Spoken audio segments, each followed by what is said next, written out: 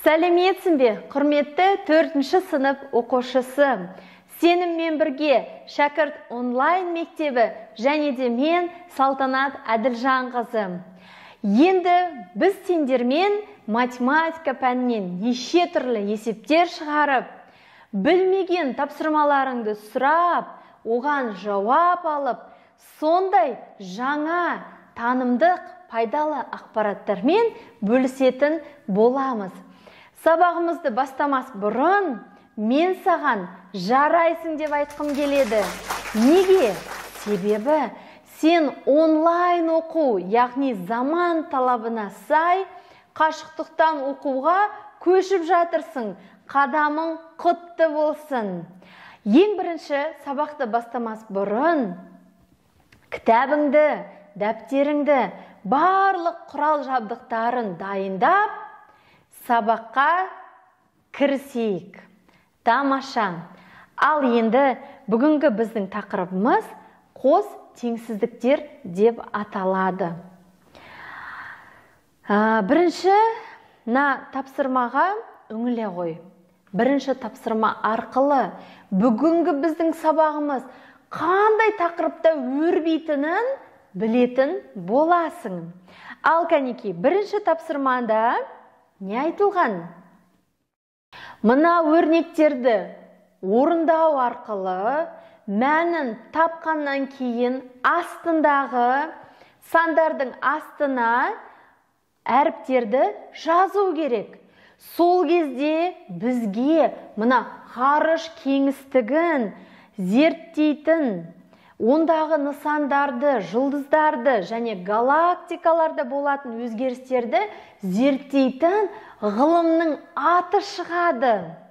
Ендеше мына видеоны стопқа қойып, дәптеріңе бірінші тапсырмадағы бүкіл өрнектерді шығарып, әріптерді орын-орнына қойып шық. Бірінші тапсырманы орындап болған шығарсың. Ендеше ғарыш кеңістігін, ол жақтағы нысандар, жұлдыздар, галактикалар, ол жақтағы өзгерістерді зерттейтін ғылым қалай аталады екен? Дұрыс айтасың, астрономия деп аталады. Тамаша. Егер сен осы астрономия деген сөз шықса, сенің барлық шығарған өрнектерің дұрыс деген сөз. Ал енді астрономия туралы мен не үшін бастадым? Қалай ойлайсың? Біз бүгін осы 4-ші тоқсанда үлкен ғарыш әлемі деген тарауды бастаймыз. Тек қана математикада есеп шығарып, теңдеу шығарып, жиындар шығарып қана қоймайсың. Сонымен қатар осы астрономия ғылымы, яғни ғарыш тақырыбында көптеген нәрселер білетін боласың. Ал кәнекей, ендеше жақсылап тұрып, екінші тапсырмаға қарай ғой. Екінші тапсырмада К 3-тен кем және де оны жиын, яғни сызыққа салып, не істеуіміз керек? Көрсетуіміз керек. Балапан, жақсылап тұрып, мына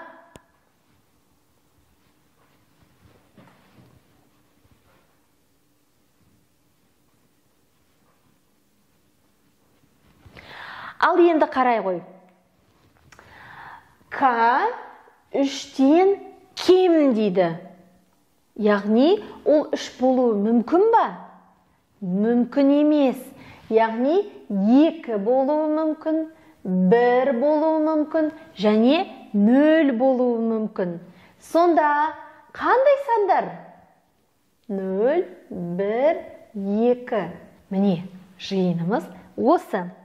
Ал енді ә нұсқасында Т артық 3-тен дейді. Кәнекей.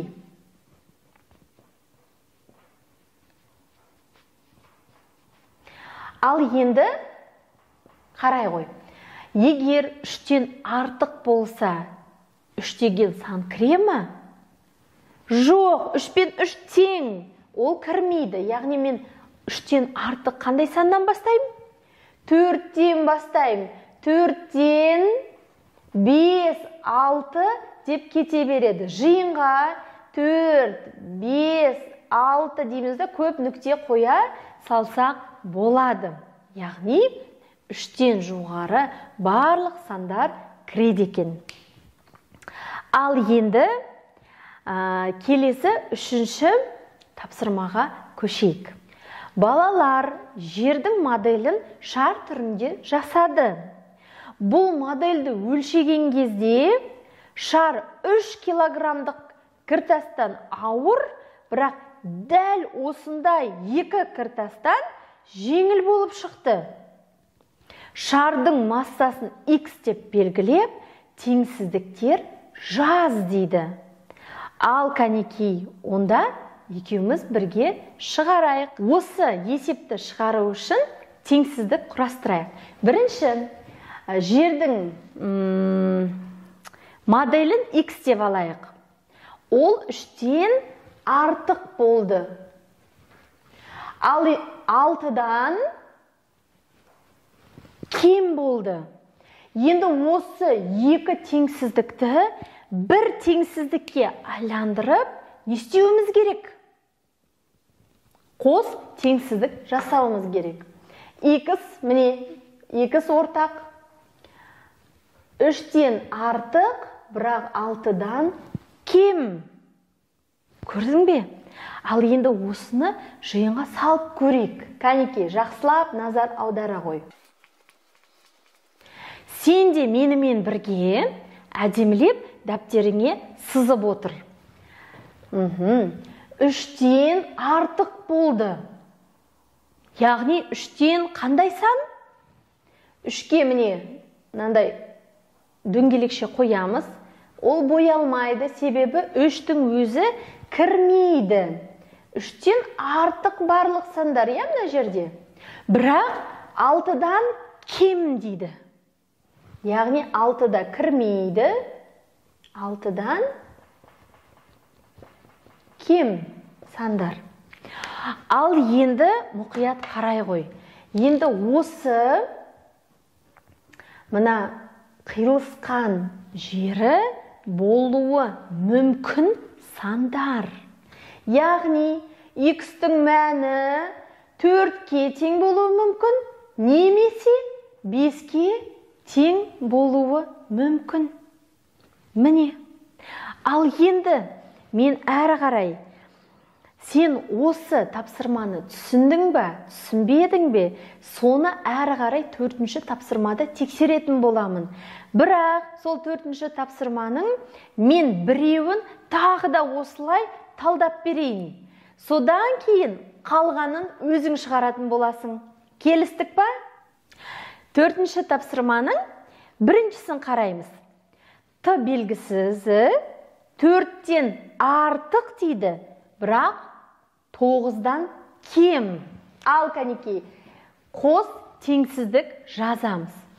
Т 4-тен артық екен, бірақ 9-дан кем. Енді осыны жиынға салып көрейік. 0-ден 9-ға дейін жазамыз.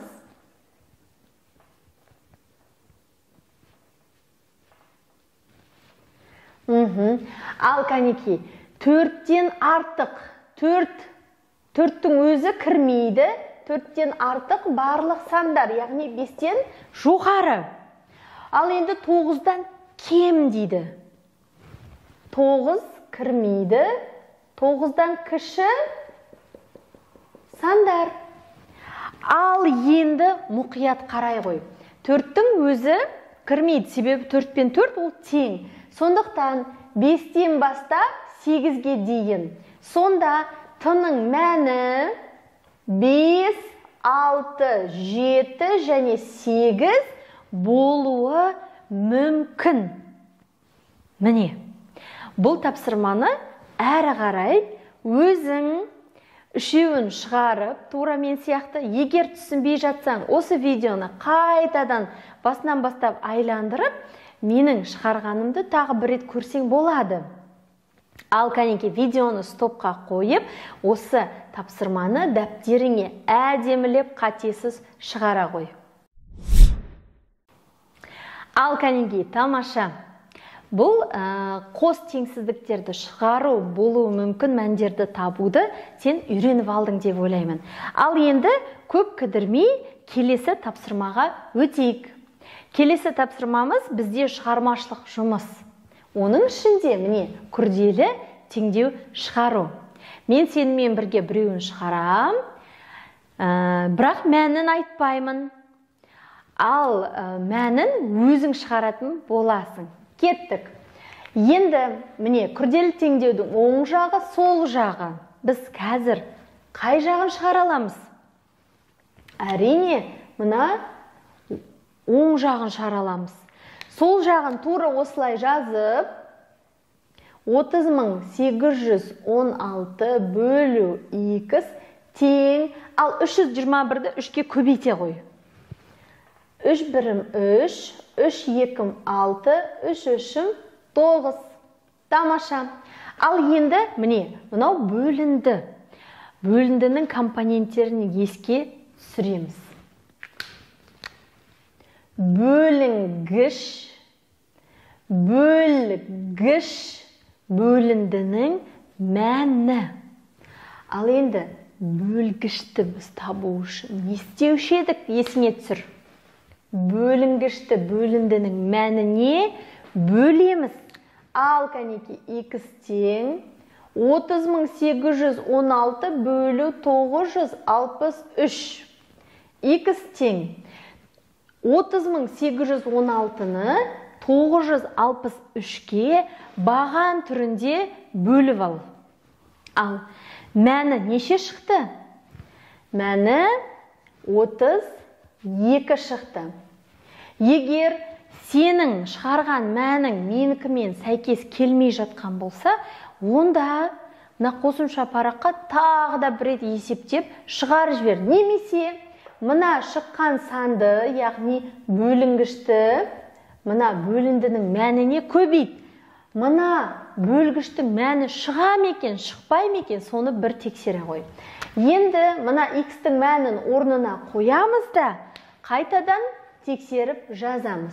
30.816 бөлу 32 тең 321 көбейту 3.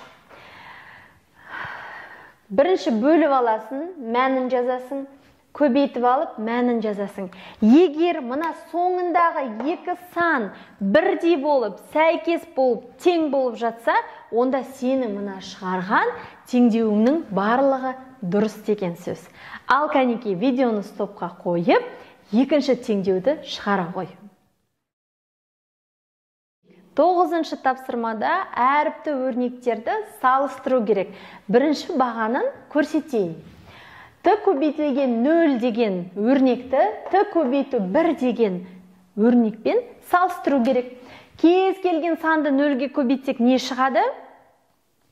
0 шығады. Ал кез келген санды 1-ге көбейтсек, сол санның өзі шығады.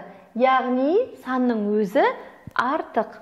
Бұл жағдайда Т көбейтілген 0, Т көбейтілген 1-ден кем. Екіншісін кеттік. N азайту N, N көбейту 0.